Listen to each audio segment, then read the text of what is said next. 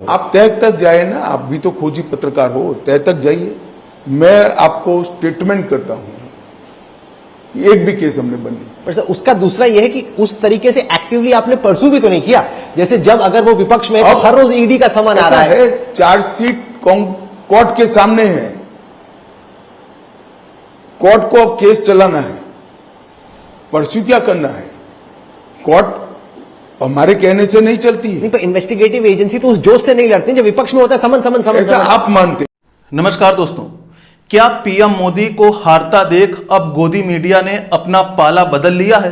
क्योंकि जिन पत्रकारों की मोदी और शाह के सामने आवाज भी नहीं निकलती थी, 24 घंटे मोदी जब किया करते थे, वही गोदी एंकर आज बीजेपी से पाला बदलकर कांग्रेस में शिफ्ट होते नजर आ रहे हैं। क्योंकि अब मोदी एंकरों को भी लगने लगा है यदि भाजपा सत्ता से चली गई तो कांग्रेस इन एंकरों का जीना दुश्वार कर देगी। दरअसल 2 चरणों के मतदान के बाद अब गोदी एंकरों को लगने लगा है कि मोदी के हाथ से सत्ता जा रही है, इसीलिए गोदी एंकर बीजेपी के झूठ पर सवाल उठाने लगे हैं। बीजेपी अब लगातार झूठ पर झूठ बोलकर जनता को गुमराह कर रही है। आपको योगी जी का एक वीडियो दिखाता हूं जिसका सच से दूर दूर तक कोई वास्ता नहीं है। आपके बाप दादों की जो कमाई है ना, इस कमाई को वे लोग एक बड़ा सा टैक्स इस पे लगाने की बात कर रहे हैं। अरे मेहनत करेंगे आप, परिश्रम करेंगे आप, खून और पसीना बहाया, मेहनत से उन्होंने संपत्ति अर्जित की और डकैती डालने के लिए कांग्रेस के लोग, इंडी गठबंधन के लोग आएंगे। क्या ये छूट देंगे क्या इनको? क्या यह बीजेपी की बौखलाहट है जो इस तरह से धर्म के नाम पर फर्जी बातें करके जनता को गुमराह कर रही है? कांग्रेस ने अपने घोषणा पत्र में 2 बातें और कही हैं। विरासत टैक्स के साथ साथ उन्होंने एक बात और कही है।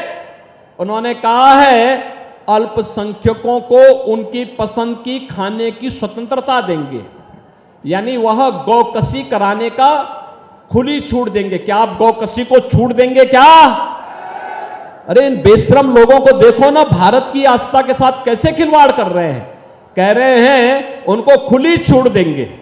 अरे कैसे हो सकता है? जिस गाय को हम माता मानते हैं, जिसको हमारा शास्त्र कहता है कि गाओ विश्वस्य मातरम्, उस गौ माता को एक काटने के लिए देंगे कसाई।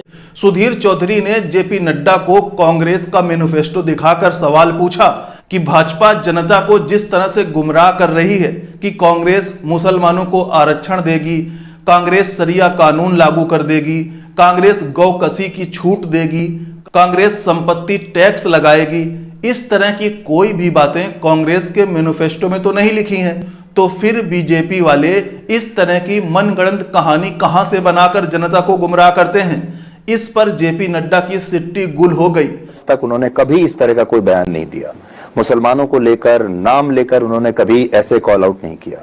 और 10 साल के बाद वो ऐसी जब बात करते हैं तो लोगों को विश्वास नहीं हुआ। बहुत सारे लोगों को तो लगा कि हम कोई डीप फेक वीडियो तो नहीं दिख रहे हैं उनका जिसमें उन्होंने ऐसी बात कह दी है। वैसे ऐसा बहुत कम होता है जब किसी पार्टी अध्यक्ष के सामने दूसरी विरोधी पार्टी का मैनिफेस्टो रखा जाए, लेकिन आज मैं नड्डा जी के सामने कांग्रेस का मैनिफेस्टो लेकर आया हूं। तो हमने भी ये पूरा देखा, इसमें मुसलमान शब्द का कहीं प्रयोग नहीं। दरअसल अब देश की जनता समझ गई है दोस्तों कि भाजपा सिर्फ जुमलेबाजी करने वाली पार्टी है। अपनी कमियों को छुपाने के लिए विपक्ष पर लगातार झूठ मनगढ़ंत कहानी बनाती है और इसीलिए 2 चरणों के चुनाव के बाद बीजेपी हारती हुई नजर आ रही है और तीसरे चरण को लेकर बौखलाई हुई है। इसी बौखलाहट के कारण भाजपा के सभी नेता उलूल जुलूल बयान देकर जनता को गुमराह करने का काम कर रहे हैं। नमस्कार।